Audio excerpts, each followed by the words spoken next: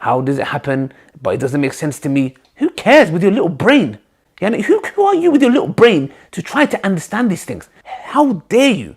You don't know what Allah subhanahu wa ta'ala is talking about. Why does it always have to be logical? This isn't normal. This isn't rational. If Allah subhanahu wa ta'ala said it, if His Messenger said, that's what it is, that is what it is. I mean, if you believe this, that's your position. I cannot believe it. I find this very difficult to believe. I'd rather take Allah's text, what Allah said, over my little brain all day, every day. What can I say? If you believe it, you believe it. Yajooj and Majooj.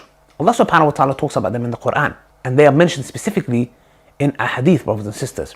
Now, one thing that a lot of people make a mistake, which I've seen, people of knowledge, is that they try to comprehend and understand who is Yajooj and Majooj? Where are they? How could they stay in a cave for so long and dig, and just when they're about to come out? Some people even get into doubt with this matter. Some individuals even leave Islam. And I'm like, what's the issue here? I myself have met people that have actually left Islam because of these types of tales. And we have to be honest and frank and not pretend as if this doesn't exist. We are dealing with the crisis of people leaving our faith, our own children, our own young men and women. And then what we try to do is, in return, is like, let's try to bring it down to a logical level. One of those was Dr. Yasir Qadhi. Yajooj and Majooj are a bizarre, exotic tribe in the nether regions of the world that have been trapped by Dhul Qarnayn thousands of years ago, and they're still trapped to this day. That Yajooj and Majooj are a living tribe, blocked to this day behind the wall that was built 4,000, 5,000 years ago. That wall miraculously is still there. People can see on the one side, and on the other side you have these savages that Allah knows how they're eating, drinking, replicating, whatnot, and they're still there for eons and eons and eons. Why do we have to understand everything in the context where, why does it always have to be logical? Dare I say, anybody who knows science and geography and modern civilization, you cannot believe that there is a tribe for 4,000 years trapped behind a wall. Why does it have to be something where we're like, oh, explain it to me logically, or, I'm going to start doubting things? I mean, if you believe this, that's your position. I cannot believe it. I find this very difficult to believe. The problem is this: taking the aql over the naql. That is exactly our problem. If you still believe that there's a big wall that is lasting for thousands of years, and by the way, no human structure is that fortified for 4,000 or 5,000 years that nothing happens to it. Even the Great Wall of China needs to be built up or whatnot. I mean, it doesn't work that way. But anyway, if you believe, so this is, what can I say? If you believe it, you believe it. I have to understand this logically. Who do you think you are? I am somebody who, what can I say? My mind doesn't believe this. SubhanAllah, who do you think you are? I am personally skeptical. I mean, I have a degree in engineering. I understand mathematics and chemistry and geology, and I accept the naql, the text, what Allah subhanahu wa ta'ala is saying, and leave that realm to Him. You don't know what Allah subhanahu wa ta'ala is talking about.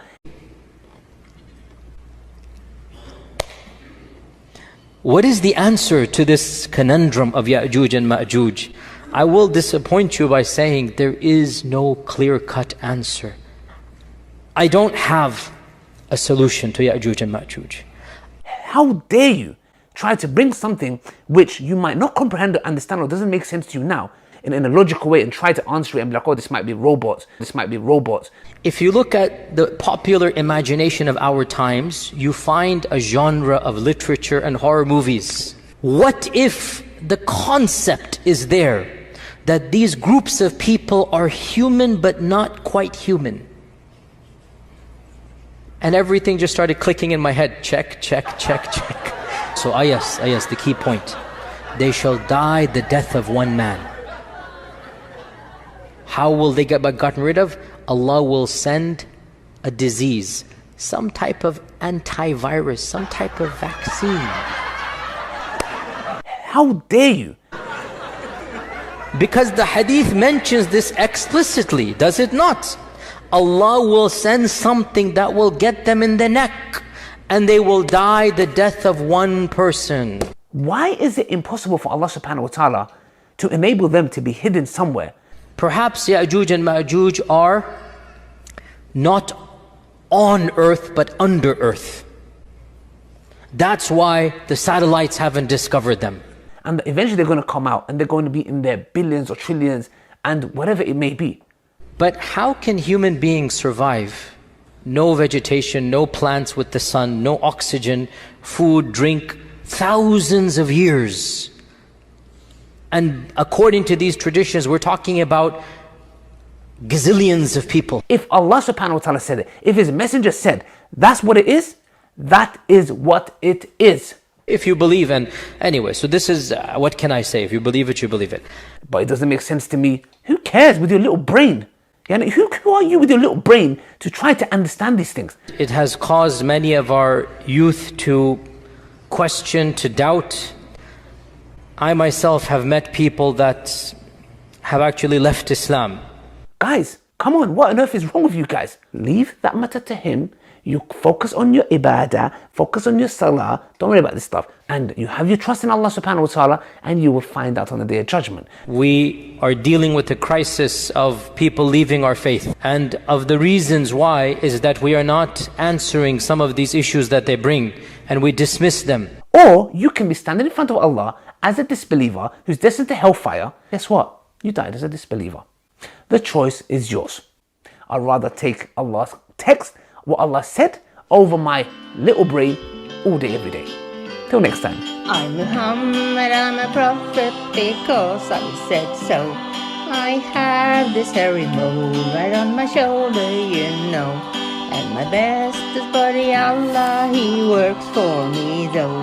I call him God to make you think I'm pure as white snow. And deep down inside you'll realize this makes a lot more sense than anything else out there.